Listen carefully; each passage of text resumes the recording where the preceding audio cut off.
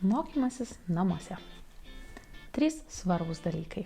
Vieta, rutina ir susitarimai. Taigi, visų pirma, apie vietą. Joje neturėtų būti jokių pašalinių daiktų. Pabandykime atskirti 2 erdves. Vieną mokymuisi, kitą žaidimui. Iš mokymosi erdvės pašalinkite visus trikdančius daiktus. Darykite tai kartu su vaikais. Suteikite tam reikšmės. Antra, dienos rutina. Taip, ji turi būti ir ji turi kartotis.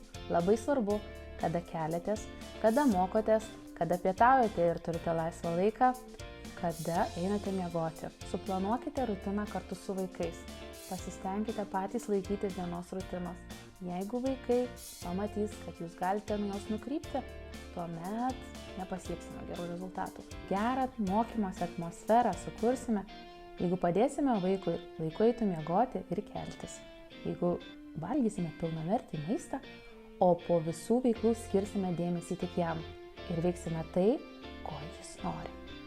3. Susitarimai. Tarkime, staiga viskas pradėjo krypti ne ta linkme, kurią planavote. Griebėte savo susitarimų planą, sėdate šalia mažojo kolegos ir pasitikrinate, ar viskas pagal planą. Antra, gali būti taip, kad jūsų vaikas nuolat bėgs pas jus ir sakys, nesuprantu šitos užduoties. Kaip išlikti geros nuotaikos? Ogi taip, bandau pats bent 2 kartus. Susitarkite, tai labai svarbu. 3. Ateina pas jus su klausimu, ne su teiginiu. Nesuprantu šitos užduoties. Tai teiginys.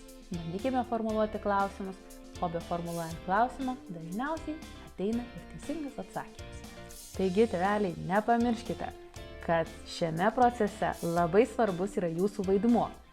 O kai patys ko nors nežinote, ateinate su teiginiu ar su klausimu.